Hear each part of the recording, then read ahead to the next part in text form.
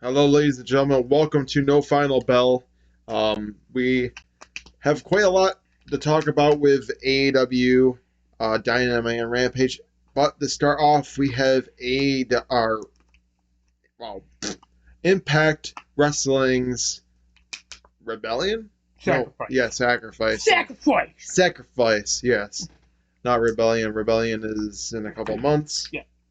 But Marty, we're gonna give it Yeah. your way for Impact. So, as we usually do around here, we'll start off with the kickoff and then go into the main show. There were two matches on the countdown, one of which being Eddie Edwards versus Bhupinder Gujjar. Eddie Edwards beat Bhupinder Gujjar. Then the second match being Rosemary versus Kylan King. Rosemary beats Kylan King.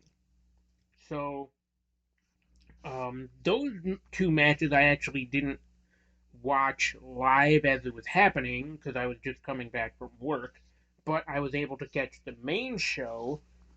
And the first match that I was able to watch was Speedball Mike Bailey against Jonathan Gresham. And what I did mind watch, you that Marty was able to watch the pre-show after. yeah, after the fact. Yes. So I did see how Rosemary beat Kylan King, and I did see how Eddie Edwards beat Bhupinder Gujjar. So, but either way, what I did see of the Speedball and Jonathan Gresham match, it was very technically sound back and forth. You know, Jonathan Gresham just applying all these devastating wrestling holds on Speedball, just like completing a total joint manipulation. And but ultimately, in the end, if I remember correctly, what it was is Jonathan Gresham had Speedball like in a roll up predicament or something, but Gresham's shoulders were down, and the referee awarded the win to Speedball. So, um, next we get into the Digital Media Championship match between Joe Hendry and Brian Myers. And as was to be expected, Joe Hendry gets the win over Brian Myers to retain his digital media title. Then we get into some unfortunate news. As well, this was the first of two bits of unfortunate news. The first bit of unfortunate news being with the Impact World Champion on the men's side. Josh Alexander unfortunately came down with a torn tricep and has been forced to vacate his championship. So it's rough that Josh Alexander had to lose the championship not on his own terms. And especially, it sucks even more for Steve Macklin because he's earned his opportunity to compete for that title, and then now he's in a way like being thrust into this title picture, but it's for a vacant championship, and not to mention, poor Steve Macklin, but also poor Kushida, because Kushida was supposed to challenge Josh Alexander this week at Multiverse United for that world championship, and now now the card for Multiverse United as well as Rebellion had to change, around Josh Alexander relinquishing. So, as far as we know, or at least as far as I know, there hasn't been anything confirmed yet for what Kushida is going to do at Multiverse United, but I also haven't really been paying that much attention to what is going to happen. But so now we get on to the women's side of things with the Knockout World Championship.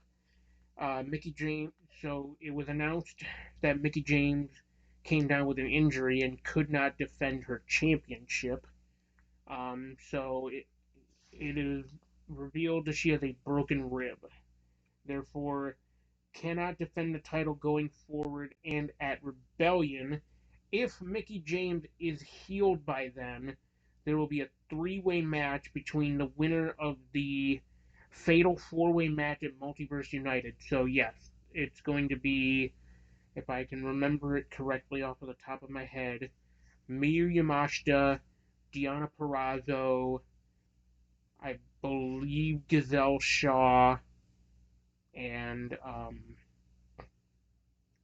one other knockout. They're competing at Multiverse United essentially in a number one contenders match, and the winner of that match will face Jordan Grace at Rebellion for the Knockouts World Championship if Mickie James is unable to compete at Rebellion. She will then relinquish her title, and it'll be for the vacant Knockout World title. But if Mickie James is able to compete at Rebellion, it will be a three-way match between the winner of that match at Multiverse United and Jordan Grace. So Jordan Grace is still getting her Knockout World title match, but just not at Sacrifice like it was meant to happen. So with that, though, we get on to the next match. Deonna Purrazzo beats Gazelle Shaw, and after the match gets beaten down by Savannah Evans. But after that, we hear some familiar music. It is Tasha Steelz. She makes her return to Impact, and it seemed like she was going to rekindle her partnership with Savannah Evans, but no. Tasha Steelz coming back as a face. She was, for a long time, one of the top heel knockouts in Impact Wrestling, but now it seems that's all said and gone. So, attack Savannah Evans and Jay Vidal. So it's safe to say that Tasha Steelz is going to get herself involved with Gazelle Shaw as well as Deonna Purrazzo. But I don't know if that rivalry between Deonna and Gazelle is over. It seems like it's over for now, but either way, um, this match there was like not a lot to talk about, but at the same time there was one moment in the match where they said he glitched, and so basically like what ended up happening is it was a match between PCO and Kenny King. Kenny King was on this side of the ring. PCO does a full sprint and like falls to the outside, does like a suicide dive or whatever, lands on the ground, just completely like, and then he, of course in typical PCO is not human fashion, just springs right up. Then he goes back, does it again, actually hits it on Kenny King. And with that, PCO was able to beat Kenny King. Then we had the second of three championship matches. Trey Miguel versus Lince Dorado for the X Division Championship. Now keep in mind, Lince Dorado, this was his first time back in Impact since I believe they said 10 years, 2013. So, and to be able to, he was Santino Marella's hand-picked opponent because going into Sacrifice, nobody knew who Santino Marella had hand-picked for Trey Miguel up until the day of the show for Sacrifice, and it turned out to be Lince Dorado, Lucha Lit, but unfortunately, Lucha Lit Lince Dorado was not able to pick up the win and the X Division title over Trey Miguel. Trey Miguel beats Lince Dorado. And the third and final championship match of the night took place between Bullet Club and TMDK. Now, it is not the TMDK that we all know from NXT of formerly Shane Thorne and Nick Miller. It was not Mikey Nichols and Shane Haste. It was actually Shane Haste and Bad Dude Tito. Now, where they got Bad Dude Tito from, I don't know, and I don't quite know his affiliation with TMDK. I just know he's part of the faction. So they brought him in with Shane Haste to take on Bullet Club for the Impact Tag Team titles. Unfortunately, TMDK did fall to Bullet Club in a just too sweet fashion. Ace and Bay still your Impact Tag Team champions. It's safe to say they're going to hold those titles for a good while. And, on the topic of Ace Austin, at some point you have to think that Ace Austin might just become the Impact World Champion. He's already won the X Division title 3 times. He's a current tag team champion. The only thing he needs to complete that Triple Crown is the world title. And I think it's going to happen eventually for Ace Austin. But, so, this next match, it was an interesting one because, the way that they described it, we knew it was a gimmick match. We knew that the name of it was, completely for marketing purposes and, just the way of, but this was, in every sense of the word, a first blood match. So, which, by the way, I really can't remember the last time in any pro wrestling company that we've seen a first blood match. So this was a nice treat, but either way, so the match goes on as usual. Then at one point during the match, the referee gets taken out. And at that point, all hell is breaking loose between Dreamer and Bully Ray. To which Tommy Dreamer pulls out a cheese grater. Now, Bully Ray was the one to pull it out first, but Tommy Dreamer was the one to actually use it first on Bully Ray and actually bust him open with it. So, but the problem with that was the referee was not present to see Bully Ray to spot that Bully Ray had been cut open. So, with the referee being down and distracted and whatnot, the Good Hands come out. They, along with Bully Ray, are able to get Tommy Dreamer to get busted open. And Bully Ray was hiding the evidence on the outside while Tommy Dreamer was in the ring. The Good Hands woke up the referee. Referee sees that Tommy Dreamer is busted open, calls the match. So with that, Bully Ray beats Tommy Dreamer in a busted open match with the help of the Good Hands, and we're about to put Tommy Dreamer through a table after the match, but then Yuya Uemura comes down to attempt to make the save, and so the whole night they had Darren McCarty, who is a NHL legend. He used to play for the Detroit Red Wings. They had him in the crowd. He was in front row, and during the match, Bully Ray had actually spilled his soda on him, and it got Darren McCarty like heated. So um, after the match, like he jumped the barricade. Security was like holding him back, and next thing you know, Bully Ray's like, "Hey, security, get him in the ring," and they fight.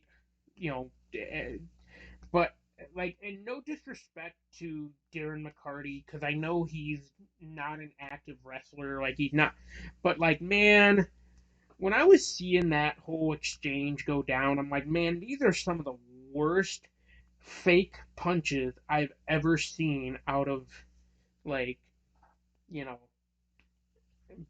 so, but then gets beaten down. Darren McCarty gets beaten down by the good hands and Bully Ray and gets put through a table, which then Scott D'Amore, the president of Impact Wrestling, comes down, returns with an alliance of Heath, Joe Hendry, Rhino, and like some other people to fend off Bully Ray and the Good Hands.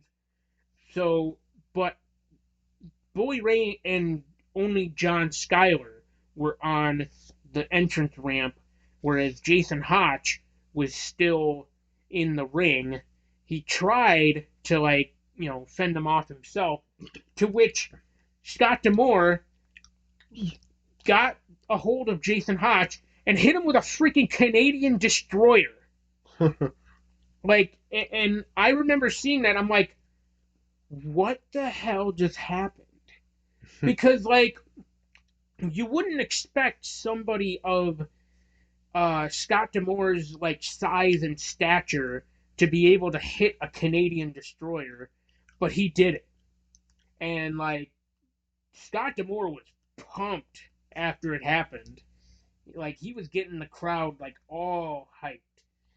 So that happened, and so now we get to the main event of Sacrifice, and this is where I say, like, initially it was supposed to be Josh Alexander, Rich Swann, and Frankie Kazarian taking on Time Machine, but with Josh Alexander unfortunately going down with an injury, a torn tricep, Steve Maclin had to step in and fill the void.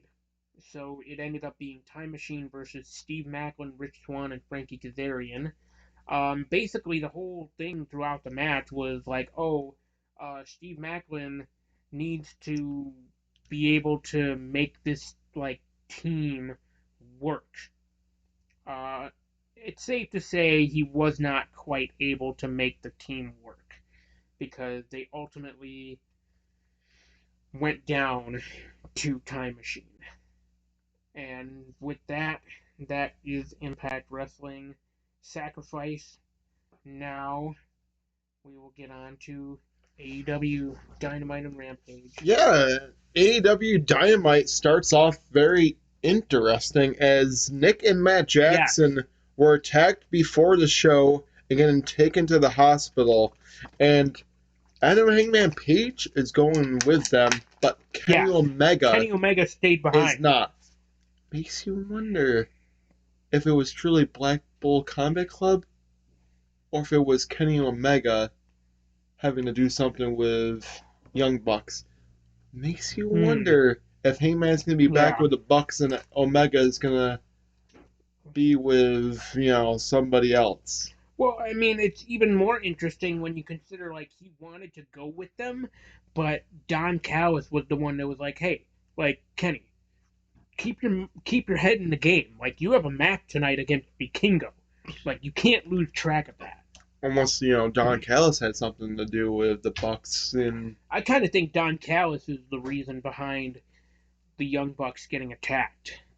And I kind of think that Kenny Omega is starting to catch on. I think and, so, like, too. I think it's going to get to the point where it's like Kenny Omega sees that Don Callis is, like, essentially the weak link behind why Kenny Omega has lost a huge string of his matches as of late. Like, Don Callis is pretty much the reason why the Elite lost the Trios titles at Revolution.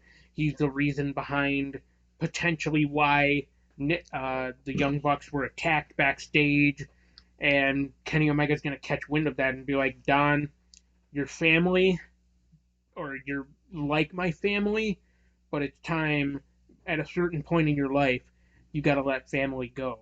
Right. And, then he's basically going to kick Don Callis to the curb. I mean, it would be nice to see, but honestly, I still think that the Blackpool Combat Club has something to do with this, as what, Kenny Omega thought. I mean, we'll talk more about Blackpool Combat Club and the destruction and path of chaos that they have. I was saying that while I was watching Dynamite. I'm like, man, Blackpool Combat Club is basically taking over this episode of Dynamite. Yeah, they are, honestly, but we'll definitely bring them up a little bit more. We'll talk about that more, yes. It is definitely interesting to see that it was Hangman that went with the Bucks and not Kenny Omega. Yeah. I know he had a main event match to get ready for, but it's still kind of interesting that he didn't at least go with them and still found a way back to the arena after the fact. But again, so we get on to our first match of the night: Sting, Darby Allin, and Orange Cassidy facing off against Butcher, the Blade, and Kip Sabian. So the one thing that I do want to talk about in this match that I found absolutely hilarious was Sting pulling an Orange Cassidy. Yeah. And doing, not just that will always be hilarious, but no, I'm talking about when Kip Sabian was up on the turnbuckle, and then next thing you know, you see Sting just rolling over away from him, moving out of the way. To which Kip Sabian was like, okay, well, if you're gonna do that, I'll just go to the other corner. Yeah, to which Sting is like, do it again. Tag out Darby. And then he was doing the whole. And then, of course, he was doing the. Wait, was he really doing that? Yeah, he was doing. Okay, I didn't catch that, but I only saw the Sting. Of course, Orange Cassidy.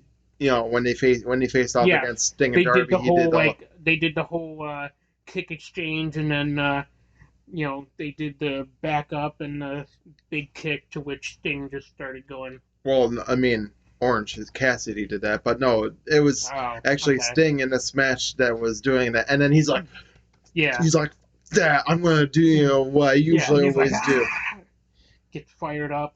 Yeah, I mean, Butcher and Blade and Kip Sabian were trying to manhandle Sting, Darby, and Allin, and Orange Cassidy the whole entire match, but unfortunately, it fell short as Sting, Darby Allin, and Orange Cassidy do beat Butcher, the Blade, and Kip Sabian. As I figured that would happen, now we get on to our tag team title match, the Guns and Top Flight. Of course, we know the kind of threat that Top Flight has had to deal with the Kingdom, and then face off against the Guns for the tag team titles, wasn't any better. But the Guns, I mean, they've been on a tear ever since winning the tag team titles. They've been able to beat some top teams, and you thought maybe Top Flight would have had a chance in this match. They were doing everything they can, but fortunately, there was a tag team that got in their way. The Guns ultimately did beat Top Flight to retain the AEW World Tag Team titles from the help of the Kingdom. Yep. The Kingdom have been a thorn in Top Flight's side. Of course, they will be part of the Reach for the Sky ladder match, which I think should be a yearly match for the tag team titles or something like that every year. I don't know so much about that. Or just an opportunity for the World Tag Team titles every year. I think it should be a, kind of like they got the Andre the Giant Memorial Battle Royal at WrestleMania every year. Why can't ROH do a Reach for the Sky ladder match every single year? When you put it that way, I agree. Like, they should do it as a yearly thing in memory of Jay Briscoe. Especially your 14-time World Tag Team Champion. 13. Well, yeah, 13, but still. 13-time Tag Team Champion. And then afterwards, out come FTR, and the Guns like, nope, we're not dealing with this. Nope. Nobody wants to hear you. Nobody wants to see you. You don't want to hear them talk. And say no one likes them.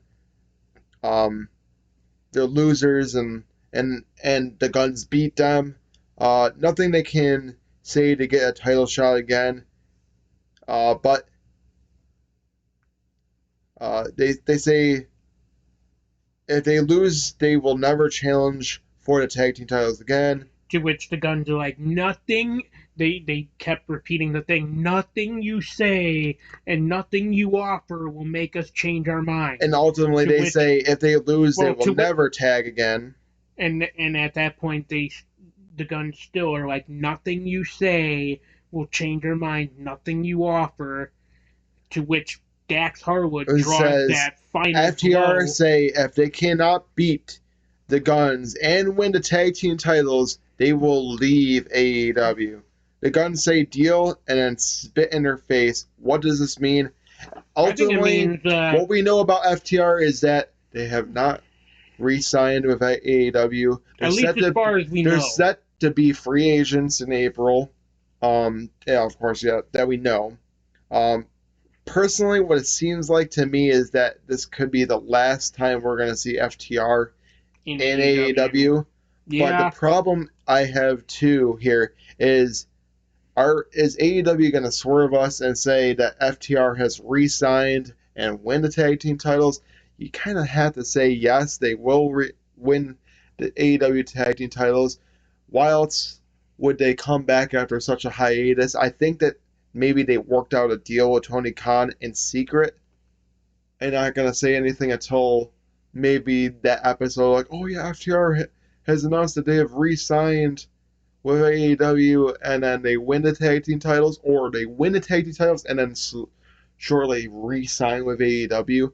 Who knows? But to my knowledge, what this is going to say is that I think that FTR is not going to win this match.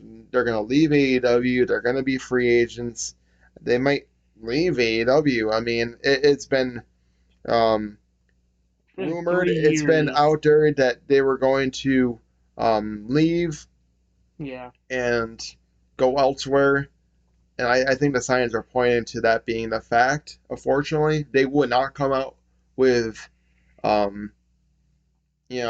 a match like this with stipulations if it wasn't going to be for them leaving, unfortunately. Yeah. So, I think this is going to be the last that we're going to see of FTR, and it sucks because if FTR does leave AEW, who is out there to challenge the Guns for the tag team titles? I mean, I get it. You have Jay Lethal and Jeff Jarrett, which we will talk about with them from Rampage, but still, like, there's not really a whole lot of people out there that could challenge the Guns for those tag team titles because it seems like, they're just that team. But we get on to our next match, and it just seems like they were just rolling through matches. Hook and Stokely Hathaway. Yeah. Well, everybody, I was unfortunately wrong with this one. I thought maybe Stokely Hathaway, with the stipulation of it being no disqualification, that maybe somehow the firm would get involved. Well, actually, no. The firm was not there. They were banned from ringside in a no disqualification match, which kind of seems interesting that they still couldn't bend the rules, even with it being a no disqualification match. Well, let's address this first, because Stokely tried to get himself out of the match by saying, like, oh yeah, hey, I'm not medically cleared by Doc Sampson, and I have a doctor's note. Meanwhile, the doctor's note was just a receipt from Wingstop. Yeah, right. That says you suck. And to which Bryce Remsburg tore it up. Tore it in half. And he's like, ring the bell. Yeah, and honestly. I tell you what, man, throughout that match, Stokely Hathaway was taking some bumps. Yeah, I will admit. I mean, even the finish, like, good lord, he took that freaking capture suplex into a guardrail propped up on the turnbuckle, and then, ultimately passed out to the Red Rum. Right. But I yeah, tell you, I mean, I was quite shocked with the outcome, but yeah, Hook beats Stokely Hathaway, remains undefeated, and in the back, Matt Hardy says to Ethan Page, "You're the only one that can truly beat Hook." Thoughts on that one? I don't know about that. I don't see Ethan Page being the one to actually beat Hook. The firm might have, a target on their back from Hook, but let me tell you something. I don't think anybody in the firm is going to be able to beat Hook and end that undefeated streak no. anytime soon. I just don't see it. But congratulations to Hook remaining undefeated. It just makes you wonder, like, what is the true meaning of keeping him undefeated, keeping him, strong like it is. Like, what's the true payoff for Hook remaining undefeated like this, barely getting these big matches and Well, I mean, barely being used on in that Dynamite. way, in that sense, it kind of reminded me of like Jade Cargill. Like, why have you kept her undefeated for this long? Like, there has to be some kind of payoff between Yeah, both. But ultimately, um, we're going to keep it going here. Adam Cole is going to talk and says we are just less than a week away from, or actually, we are, later tonight, we are going to see his in ring debut return and had never been more ready to wrestle for AEW. Wants to know who his opponent will be March 29th, and out comes Daniel Garcia. Wants to update Adam Cole and says he has been a locker room leader. Says he will welcome him back and put him into place. He beat Brody King, he beat Ricky Starks, and also beat Bryan Danielson, and has main evented more AEW shows than anyone. Is a almost a yeah. professional He's wrestler, like, I have proven without a shadow of doubt that I am the best sports sports entertainer, entertainer. and that's what's special about Cole. Says To which Adam Cole was like, "What makes me special when they ring the freaking bell?" says that That's JAS gives that's a him. callback to his feud in NXT with Karrion Kross because he was like, "Oh, what makes you?" Because he was talking down Karrion Kross. He's like, "What makes you special? Oh, you got a really like geeked up entrance with the you got the hot girl and like all the stuff. What makes me special is when they ring the freaking bell."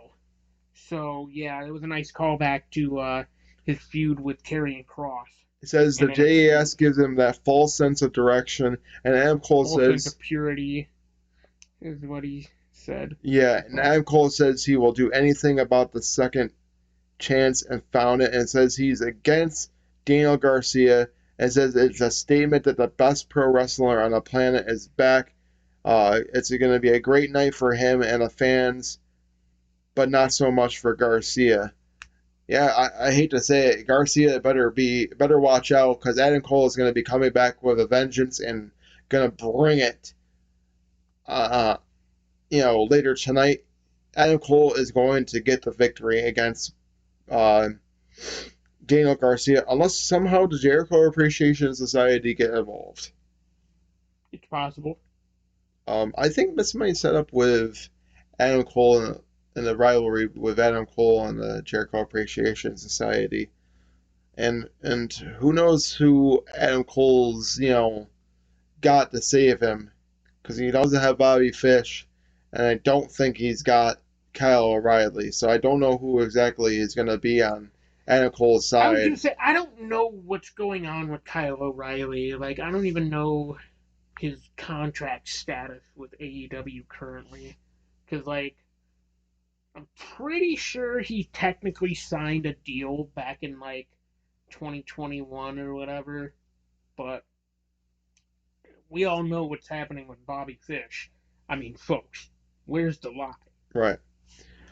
We get on to our next match between Jon Moxley and Stu Grayson. Well, Jon Moxley, There like, wasn't much to that match. It was literally just Jon Moxley beating the hell out of Stu Grayson, yeah, well, and even after the fact, Jon freaking Moxley beats Stu Grayson. Yeah. and then afterwards, Tony Storm pretty much just Yeah, destroyed. beats Sky Blue. And Yeah. then afterwards, After the Blackpool match, Combat yeah. Club beats down Stu Grayson without the help of Dark Order. Well, it was funny because, like, I know Stu Grayson was talking with Doc Sampson. He's like, I felt a pop, like, right here in my arm. To which John Moxley just comes up from behind. He's like, hey, I got this, Doc. Puts him in the chokehold, and it's like, hey, I was watching him like, all right, Mox, like, Jesus, man. Not Yeah. cool. I mean, honestly, the Blackpool Combat Club, of course, we'll talk about them again, but with the main That's what I event, mean. but Like, man, they just on a tear that whole entire night. they took over as this episode of Dynamite. Yes, Man. they did. Man. So now we get into that What amazing a dream match for the ages, which, by the way, is our title of this episode. Man, and like it's not far off. And even then, like, this honestly what a lived hell up of a to, main event I think this too. actually Like, lived oh my god. well above the hype that it was surrounding. Oh, absolutely. Like, these two men brought it. It was almost like Kenny Omega, who is in his 30s, got out wrestled by a 25-year-old, which is insane. He's really the same age as me. Yeah. Holy shit. El Hijo del Vikingo Del is a Vikingo. 25-year-old Mexican-born wrestler. Yes. Well, it's funny too because like they were mentioning it on commentary. Obviously El Hijo del Vikingo stands for, in Mexican, the son of the Viking, and I didn't realize that he's a second generation wrestler. Yeah, he is. His father was like, the Viking that they're talking about. So, right, or like El Vikingo or whatever. So that's how El Hijo del Vikingo. But so either way, like I have been familiar, like I'm familiar for the most part with the man, but at the same time, I kind of like lost like control, or like right. not control, but like fell out with what he's been doing as of, because the first that I've seen of Vikingo was back in Impact Wrestling. So at that point, he was still technically under like a AAA contract, but he was showing up in Impact as part of like, so. All right, I think it's probably best we get back on to. Well, I mean, like, so either way, Impact at the time had like a working relationship with AAA. It's kind of been a little laxed nowadays because not a lot of, like, literally the only real AAA wrestler that Impact has on the roster is Black Taurus. And so, but either way, that's how I knew about him. And then, like I said, he kind of like stopped appearing for Impact after a while. And now he's like doing his thing around like the Indies and AAA. So it was a treat to get to see this match against Kenny Omega because I had completely forgotten like everything that he has done in the past and like what he's capable of doing inside a professional wrestling ring. So to see this match and like see all of the things that Vikingo had done in his match against Omega, my God, man. I know. I was on the edge of my seat the entire time. Right. I mean, just the high spots. Yeah.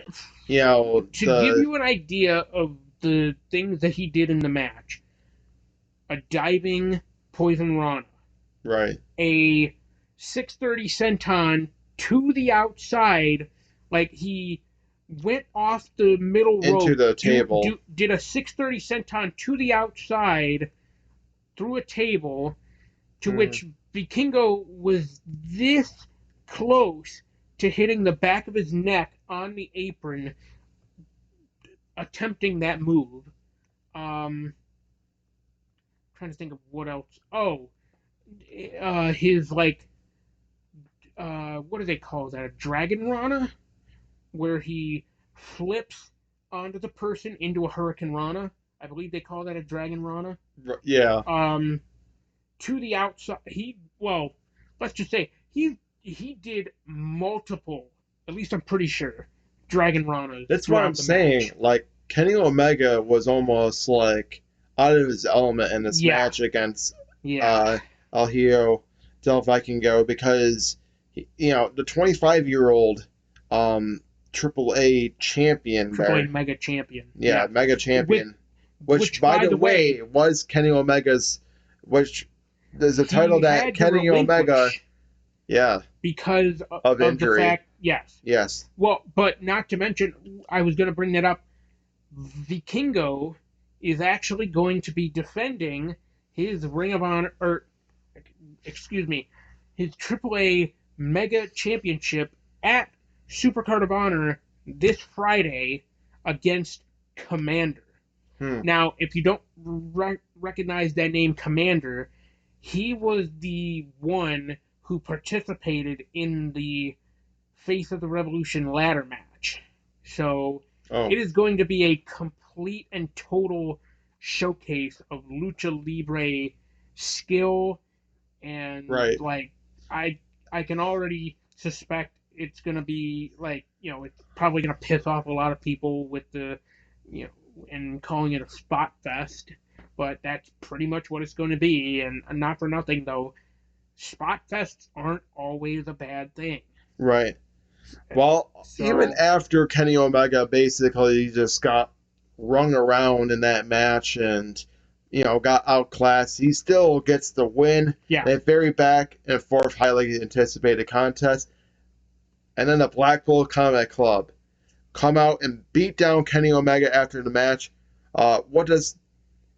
And then all of a sudden, Hangman Adam Page comes back with the ambulance yeah, vehicle and comes out ready for a battle with a weapon in hand, and then the Blackpool Combat Club retreat. What does this mean going forward? And then Don throws Don himself Cal, yeah. to the ring, and Omega doesn't know who to trust. Well, I remember seeing what happened with that. So like, Don Callis was trying to like get the attention of Hangman or whatever. He was like pulling onto his like arm or whatever. And then next thing you know, like Hangman like threw him off or whatever. Don Callis takes a bump, so it made it seem like Hangman had struck Don Callis. To which Omega, confronted Hangman. He's like, "Did you do that? Did you do that to him? What did you do to him, or like whatever?" And Hangman's trying to plead with Omega. He's like, "I didn't do anything. He just fell on his own." Yeah, that's why I'm really thinking Don Callis had something to There's do. layers. There are layers. there are to definitely this story. layers that are telling between Omega and. And people say AEW doesn't tell stories. I know. Well, they don't do it very often, but honestly, when they do, it's good storytelling. It's something that makes sense for the thing. I'm grateful that when AEW does tell stories, they don't just drag it on. And I'm looking Right. at you, WWE. Yeah. Yeah. They can tend to. But Yeah. I will say this now. This makes sense. I'm grateful because I think this is something that you could really build into Double or Nothing in May. And I'm all for it because we need to know what's going on with the Young Bucks.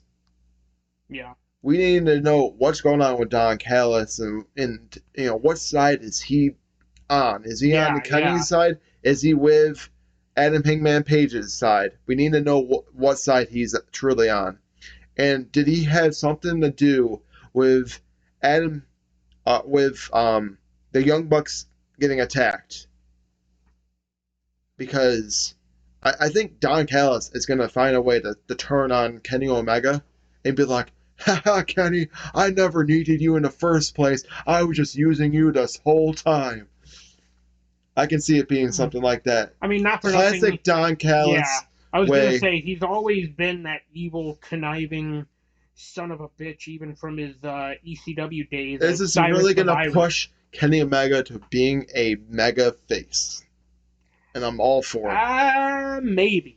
I think I'm all Maybe. for it. I think you're going to see Kenny Omega being a mega face, or then you can see him as a mega heel again, and maybe Omega turns on the Young Bucks, and then maybe Young Bucks side with Adam Hangman Page, and then Kenny gets his goons Oh yeah, in I the didn't even think about that. That's a very strong because it's possibility. kind of like what they're leading towards. They're leading towards maybe Adam Hangman Page reuniting with the Young Bucks, Going back to the elite. and that Kenny could be with Adam Cole, and maybe somebody else. Who knows? I don't know. I mean, Bullet either Club way. and the Elite. You could see it. Well, I don't know if they would go that far with Omega, I but mean, Juice certainly. Robinson is there, so you could see Well, Bullet yeah, Club but like, in if AEW. that's the case, though, then they would have Oh to man, what if possibly it's bring in David Finlay because, like, so you far, what could? they're doing with that is like David Finlay is going around proclaiming like he's the new leader of Bullet Club, and it's like, well, he hasn't really like. Could you imagine? What if this does lead into Forbidden Door and you get Bullet Club against the Elite? You get like Juice Which Robinson, is what should David. have happened at, What if you get? but Oh, I would be all for it. By the way, people, programming note: Marty and I will yeah, be in Toronto, we will be in Scotiabank Arena Toronto. for Forbidden Door. And honestly, So if we any do somehow get Bullet Club in the Elite, that would be amazing. I would be all for also, it. yeah, also any Canadian fans that we have out there, if if you recognize us potentially, stop on by. We'd love to interact with you guys. I mean, it'd be cool to do like a live, you know, reactions of, AEW, or maybe like little snippets of us on Facebook Live or Facebook Watch or something like that. That'd be cool. We might, you know, Well, record I mean, some stuff. obviously Who we wouldn't knows? be like obviously if Of we're gonna course. do that, we wouldn't be able to really like record the match itself. But like if we were to do that, we could give like a live reactions. I mean, that'd be cool. But either way, Get into the Rampage side of things here. we got the Rampage side of things. Powerhouse Hobbs and Penta El Zero Not Miedo. much to talk about there. Um, Powerhouse Hobbs does beat Penta El Zero Miedo to retain the TNT Championship, but Yeah, uses the title to his advantage, yeah. and then out comes Ray Phoenix with the hammer to make the save. Um, Safe to say that they're not done with Powerhouse Hobbs quite yet. Um, Well, I think this is gonna lead to eventually like it kind of makes me ask the QT question and though. Powerhouse against El Zero, Penta El Zero Miedo The and Ray Lucha Phoenix. Brothers. Yeah, Well, so it kind of makes me ask the question of like, do they really know what to do with Powerhouse Hobbs and the TNT Championship? Because it kind of seems like they're just feeding him opponents to like have him on television and like. honestly, personally, I'm okay with it because, Yeah, I'm okay as with the of fact that late, he's they getting haven't been TV time, doing but much with the TNT Championship. Yeah, I get it. It's yeah. on Rampage. But you know what? Honestly, I'm all for it Well, because. here's the thing though. Rampage is the network for TNT. So that's their title. That's their television title. That's true, too. So like I'm all fine and dandy with it being defended on Rampage. But I mean like Personally, if you're going to do anything I'm like all for him having open challenges because I yeah, feel but like at the that's same what time it's like they're kind of synonymously needs to be for the TNT Championship. But here's the thing: it feels like they're kind of ruining the surprise element of like, oh, who's gonna answer the open challenge when it's like they literally announce it on like Dynamite. It's like, oh yeah, hey, Penta El Zero Miedo is answering the open challenge, and like at that point, it's not even an open challenge. Yeah, but WWE kind of can do the same thing when it's like open challenge and it's like somebody That's answering very the call. true. That's very true. So but, honestly, it's just a pro wrestling thing to say, oh, we're going to have an open challenge, and then it gets answered by one of the current wrestlers on the program. But at least they're not announcing who's doing it on social media. That's true too. Before like hours before the show starts, or like whatever. So we got to our next thing. Speaking of Juice Robinson, Ricky Starks wants Rock Hard Juice Robinson to bring his ass out, and then actually he does come out, says, "Are you calling me right here, right now? Right here, right now? And if it's an ass beating you want, it will be an ass kicking you're gonna get." And then stops, and then Ricky chases him to bring him into the ring, and then Juice Robinson runs, and apparently they are going to face off each other. Missouri. You're not gonna face me in Independence. You're not gonna face me in Kansas City. You're gonna face me in New York City. Because I hate Missouri. Well, thoughts on that one? Juice Robinson. Well, first of all, Juice Robinson. What do you have against Missouri? Yeah, right. Exactly. But more importantly, it's gonna be nice to actually like get this payoff to like this whole thing, because like they've been building it for like weeks of like, you know, because randomly Juice Robinson came out to beat down Ricky Starks, and then it's like, oh yeah, hey, you know, we're gonna have that happen, and then like not even bring it up until like a few weeks later. Right. It's like, okay, so you kind of like dropped that feud for like a few weeks and then picked right back up. Yeah. It's like, what? So personally, I'm okay with it. I think maybe Juice Robinson might get the victory here, but then again, Ricky Starks has been on a tear lately, so maybe been on a wave. Maybe he can get the one up on Juice Robinson, but I don't think this is gonna. I don't think whoever wins this match will be the end of this rivalry. No. So definitely not. Jay Lethal and Jeff Jarrett claim they will be called champs soon. Thoughts? How soon? Who knows? And even then, does anybody truly want to see this? I mean, personally, I think it's going to maybe be sooner than later that they'll probably be tag team champs, but who knows? That's all I'm going to say about it. I look at it this way. I'm willing to give it the benefit of a doubt, but if their reign as champs is like utter shit, then I'm just going to complain about it the whole time and be like, they should have never given Jeff Jarrett another championship, even if it's a tag team championship. Maybe you can be like never gave him. Maybe you can be like Darby Allin and complain about it on Twitter. Yeah. So Brody King faces off against Jake Hager and beats him. Not much to talk about. Swerve Strickland says he is done with Keith Lee's bullcrap, and says he will bring the war to Keith Lee. Not to mention, he also, like, I was seeing it on Twitter and everything. Apparently, I didn't really hear it in the backstage segment, but it seemed like they were saying he's bringing a new member into the Mogul affiliates. So yeah, because Keith Lee took out his other. So I was seeing that. It's like, oh yeah, with that, it's basically they sent them down to like AEW Dark to get some like more training and shit under their belt, which kind of makes sense for the one dude, the guy with all the like face tattoos. Yeah. It makes sense for him because he's still relatively green in the ring. But Parker, on the other hand, Parker Boudreaux, I guess you could say the same thing about him. But I mean, he's time, also. Like he's more of a. I hate to say it.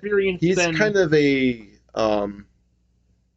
Was he like a gym rat turned wrestler or something like that? He's Parker? Yeah, Parker Boudreaux wasn't really an actual wrestler. I mean, when he had training in NXT and everything like that, he was somebody that they turned into a wrestler. See, that's the thing, though, is like they looked at him and they like They literally got him for his looks because of the fact that he looks so much like a younger, like Brock Lesnar. I feel like that's literally the only reason that they signed him in the first place. And I think you're right. He had no prior No, wrestling he doesn't have experience, any prior and experience. WWE was training him in the Performance Center, but I they only am gave him like very a handful of matches in interested. NXT. I will say this now. I am very interested to see who Source Strickland is going to add into the Mogul affiliates, but I have no idea. Well, Keith either way, Lee, he had Tech Nine there with him.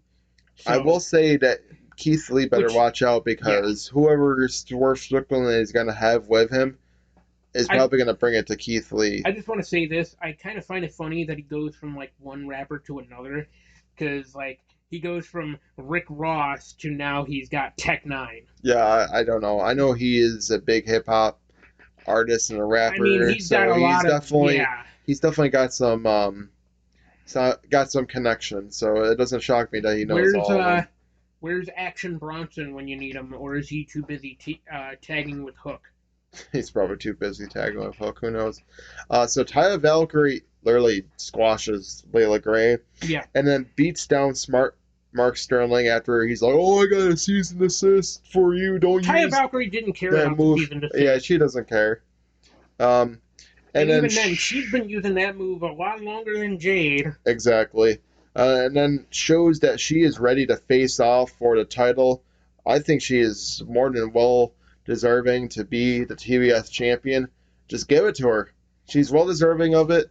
I think she's definitely the perfect one to beat. I was going to say, if not Statlander, it's certainly Taya Valkyrie that could possibly be the one to defeat Jade Cargill. Yeah, I don't know exactly what. I have no idea the timetable of Chris Statlander's return. Like, I don't even know if she and I hate to say that because she still has a very, very bright future ahead of her.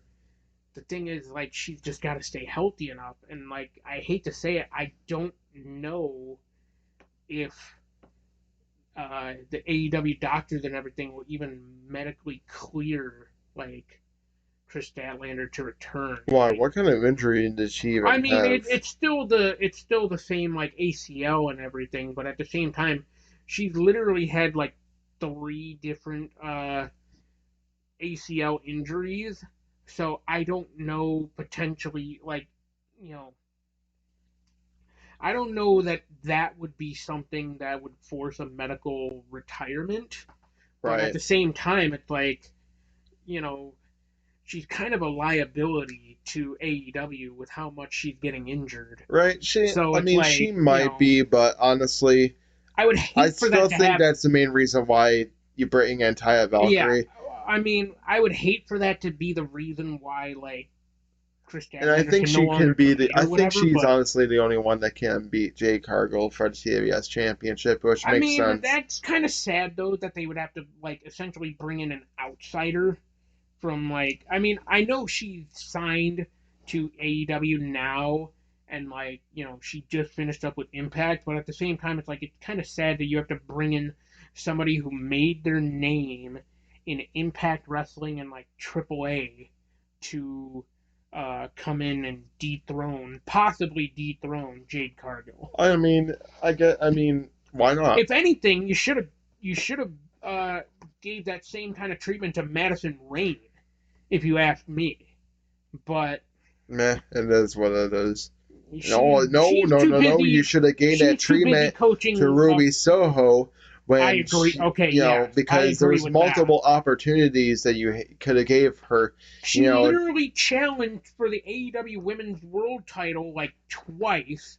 She initially challenged Jade Cargill for the TBS Championship when she won it during that tournament, and Right, and then it's gotten now to the she's point, in the Outsiders, and what's she really truly doing? Outcast. Yeah, the Outcast. But see, that's where I ask the question of